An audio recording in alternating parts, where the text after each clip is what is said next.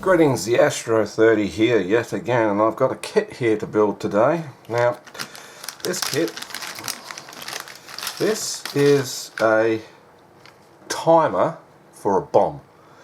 No, not really. It's a 6-digit clock. It's only got small display modules here. They're about ½ an inch, and single processor, well, single IC design. Look at the scratch in this board here. That's probably from shipping where components have been rubbing up against it. That's pretty nasty, that is. But everything's marked on the board, even marked with their designators like R14, R13 and all that sort of stuff. Power is taken in via a 2-terminal header. And it's only got one switch for setting it. There's not like a set and an hour-minute switch or anything, it's just one switch. So it does come with a schematic, so let's take a look at that. This is the schematic diagram. They're using an AT89C2051 microcontroller, which also they're using one of the data inputs as a crystal oscillator. There's the crystal over there. They're using 6 transistors for the common drivers for each of the elements. They use 4 LEDs to form the columns in between each of the, well, the middle display anyway, between the hours and the seconds. Uses a voltage power input here. It can be probably anything up to 20 volt. They're using a 78LO5 5-volt regulator, and so the whole thing's running on 5 volts. It's pretty basic. There's nothing really got-you-eyes with this. It's, you know, as simple as a schematic is. There's not much to explain because it's all pre-programmed in this IC. However, it comes with a battery connector. Now here's the battery connector, but it's not marked anywhere on the schematic or on the circuit board here what type of battery it takes. And the parts list on the back of this is mostly in Chinese, but at no point can I see it mentioning what battery it takes. It's only just showing the parts that are supplied. So we have this connector here, and it does fit a CR2032 battery, one of these little lithium button cells. So the CR2032 3-volt battery actually fits in that connector just nicely. This is from the large digit clock. It means I'm going to have to go and buy another one of these batteries, but yeah, you get that. But they didn't supply the battery with it. Battery's not included. Well, yeah. Anyhow, so that's the only issue that I noticed, was there is no marking as to what the actual correct battery type is for this, but I assume it's a 3-volt lithium battery. Why would it be anything else? And the other issue is during shipping, this little microcontroller chip, all the pins were slightly bent over, and they were even sticking out through the plastic bag. And so when I got it, the chip was upside down with its pins poking out the plastic bag. And they didn't even ship a piece of foam to stick the IC in to at least keep the legs straight. So it was just floating around along with the IC socket. This came out of something else, this piece of foam.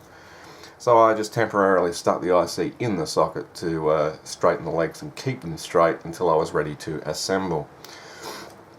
And speaking of assembly, it's pretty straightforward. I'm going to start with all the resistors first, as usual, and then I'll do what looks like 2 diodes here.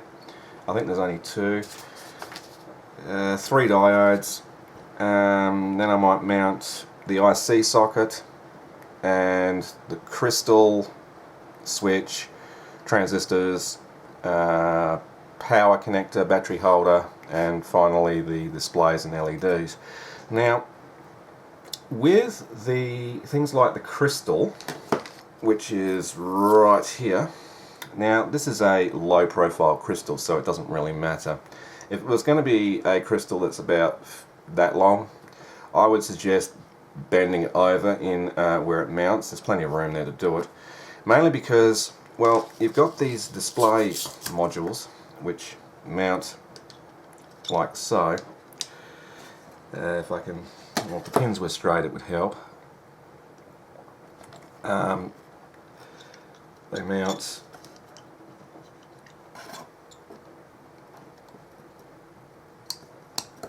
like that. So when you look at it from a profile angle, that's how much height you've got there. So all your parts like, well, your transistors and, well, even your IC and socket is going to stick up even further than that. So what would I suggest? Well, things like capacitors and stuff I would bend over, and rather than mounting these display modules flush to the board,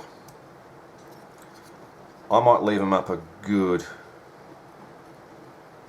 way, about 5mm off the board, give me a little bit more room, because if you want this to meet a front panel, even though there's no holes drilled in it to mount said circuit board to panel, then it's going to look weird if the display modules are inset like that. But we'll cross that bridge later when I come to it. First, however, as I said, I'm going to start with all the resistors and diodes, etc., and yeah, move on from there.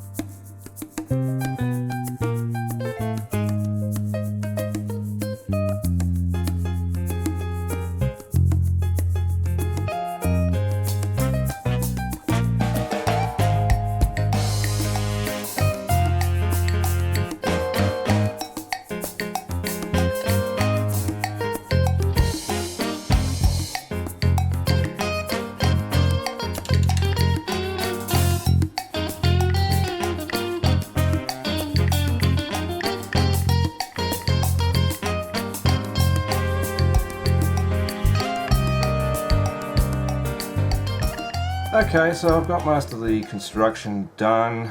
You can see what I've done with these electrolytic capacitors here. I've tried to bend them over at close to right angles to the board just to give it a little bit more clearance. I mean, yeah, that looks ugly, but as long as those two leads don't short together and don't short against any other component next to it, it shouldn't be that much of a great issue.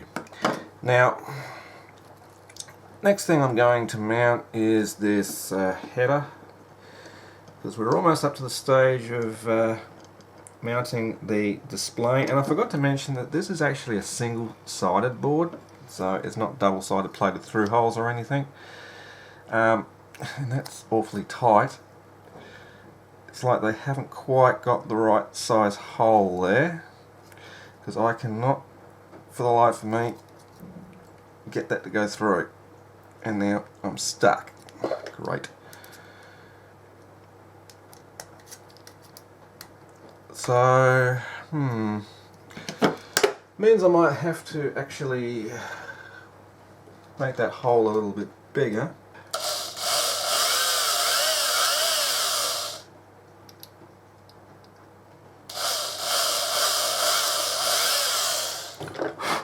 Alright, so if you don't have drill bits and a drill, you could have a slight problem. But this should fit now if I straighten those leads a bit. See, now that fits perfectly. 1.5 is probably a bit big. 1.2 would have probably done. But I don't have a 1.2mm drill bit. I'm going to try and now solder that as straight as possible because the holes are too big. Well, slightly too big. I'll solder one, then I'll straighten it. These modules have 2 decimal points here and here, and they're marked on the board with 2 decimal points there, so these actually, the decimal points go towards the circuitry. So I'm going to try and get these to stand up as proud from the board as possible, which is probably going to be roughly in line with that connector, and there should still be just enough lead sticking out. So we do that. There is a protective film on each of them, so don't forget to remove that. It'd be nice if the Chinese could actually keep things straight before they send them off as a kit, because I am sick of ICs with bent frickin' pins and other components that don't fit until you actually start pissing about with them. I mean, look at that one. That's just like all over the joint here. There's no care when they're putting these parts in these kits. There's just absolutely no care whatsoever. I mean, I've lived with Chinese people, and yeah, I can tell you, they definitely don't care. They don't care about cleanliness either. Especially uni students. It's like you might as well not have them living in your house, which is probably a reason as to why they're not living in my house anymore. It's because I kicked them out. Mainly for those reasons. But yeah, guys, if you're going to throw parts in a kit together like this, make sure you keep all the component pins straight. And just take a little bit of extra effort there, you know, just to make it more enjoyable to put together. Okay, so how am I going to keep the same height is a $60 million question here. Well, I wonder if that's big enough. No, it's too big. So what I might do is I might take a 4.5mm drill bit here, place it underneath the modules. 4 is probably too small, 4.5 I should say, so we'll try 5mm.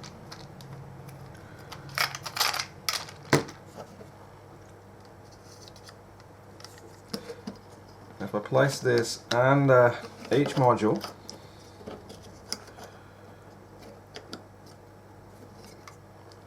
that should keep them relatively at the same, almost the same height. You've got to sort of like, guess. So what I'll do is I'll solder 1 pin of each module. Okay, so I'll remove that. and have a look. That's actually pretty reasonably straight. I'm quite happy with the alignment of those modules. They're not too far off, so I can now go about putting my drill bit back and go about soldering, well, the opposite pin of each module and then checking the alignment again. Right, yes, now I can go about soldering the rest of the pins. I'm relatively happy with that alignment, and I'm hoping after all this effort that the thing works first time when powered up without having to do anything.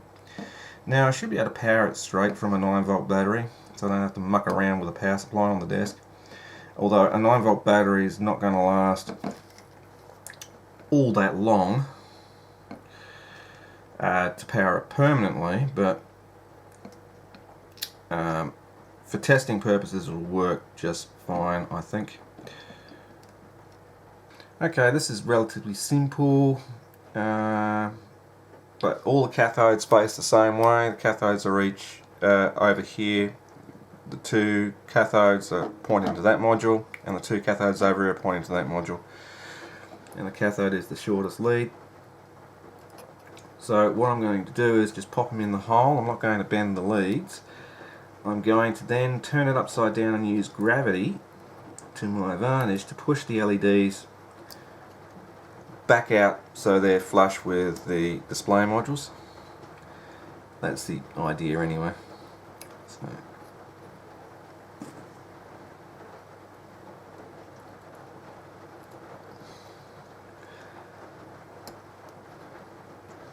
Okay, turn it upside down. Okay, so all those LEDs should now be at the same height as the modules. That was a mess. So I'll just tack one end of each and have a little look. Yeah, that looks fine. Finish up by soldering the other leads. And now the final step, the piece de la resistance, is to install the microprocessor. And matching the notch to the notch, which is what I'm doing, and because I've already had this sitting in the socket just loosely, it should be relatively easy to get it to go in. And there we go, the clock module is now complete. I can now take off this protective film on each of the modules here, because it's, well, you could leave it on until you've actually mounted it in something, but I like pulling things off. So if I could actually, you know, grab that one, it'd be nice. There we go. Now, I'm going to have a short break and then we're going to hook up some power to it and see if this thing actually works. Alright, we're ready for testing, and I haven't done anything except connected 2 fly leads and some jumper cables.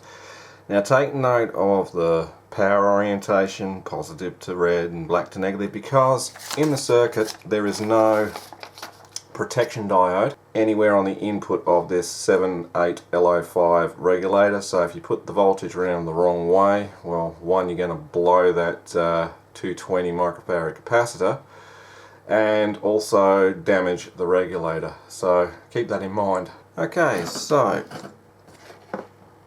I'm going to connect my test leads to the battery and hopefully something happens. Well, it does, and the seconds are counting. So let me just turn this around and I'll kill that light. There we go, we can see it a little bit better. Now I'll just push this button. I see. So I've got a flashing cursor, but now how do I set the thing? I don't know what that did.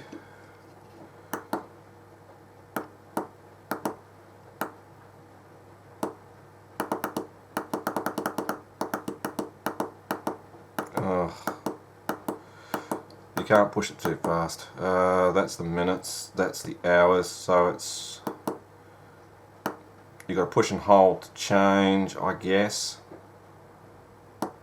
Yep, like that. We'll push and hold for at least 3 seconds, then release. And then, well, that didn't work out as I wanted it to. That's minutes. That's hours. There we go. I have no idea what time it actually really is.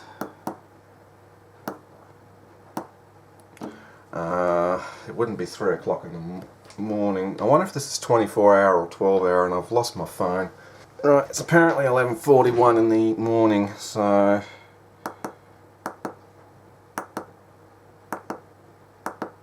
this switch is so finicky. It's not funny. Yes, it's 24-hour time. So keep going. Go back around till it says 11. 10, 11. Okay. And I said it was 11:41 or something. 11:42 now. I'll make it 43. There we go. And it's now counting the time. I'm quite happy about that. Not exactly sure how long that 9-volt battery would last like that, but yeah, it's working. It's about a minute fast now, but that's alright. Now, just for giggles, I'm going to install this battery temporarily, the CR2032,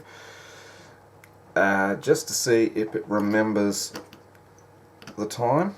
Helps if I actually insert it correctly. Alright, so that's in, so I'll now disconnect the positive lead, and I'll wait a good 5 seconds. Should be long enough.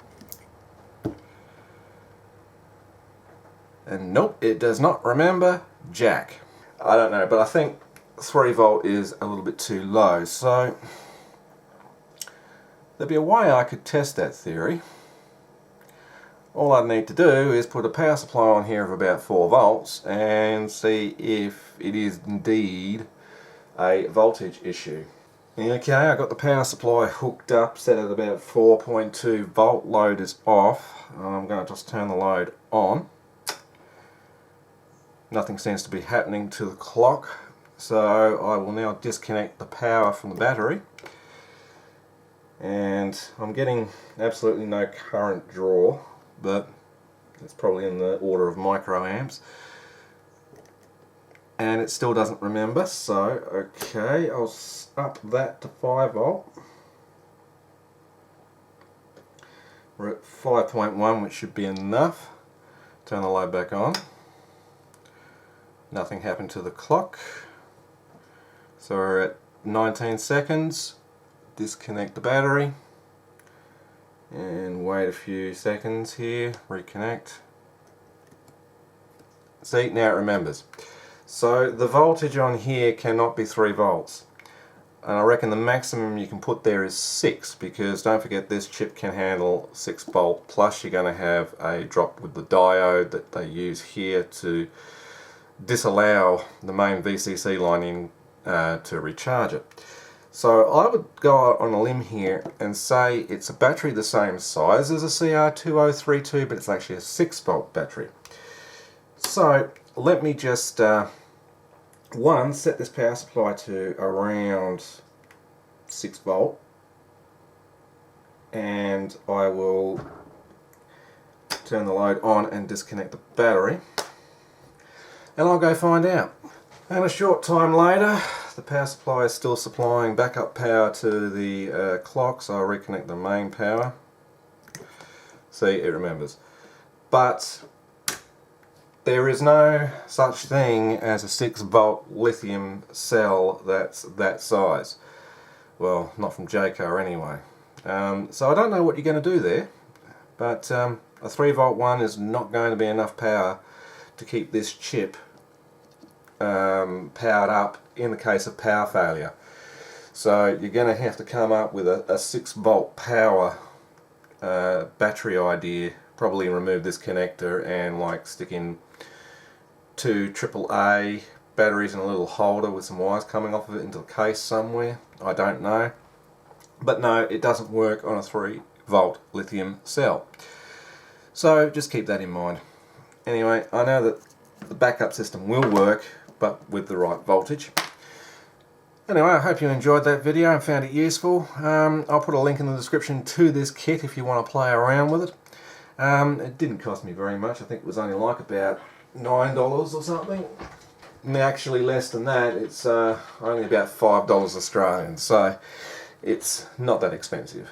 And yeah, if you wanted to, you could mount this in a nice clear acrylic case with some wires and some cardboard tubes that are painted to look like dynamite and whatever else, with wires going everywhere. And you know, you get your standard wire and you curl it into a coil like that. So you've got a coiled wire just sort of like sitting near the circuit board somewhere, so it gives the effect that it's actually a bomb. That would probably not make customs very happy if you happen to take it on holiday with you, but it's just an idea. Anyway, thanks for watching. I'm the Astro 30, and as always, if you like this video, please remember to rate, comment and subscribe below, and you can always follow me on Facebook and Twitter. The links are in the description as usual. Anyways, this is the Astro 30 saying, see ya, have a great day, and I'm not your Darlington.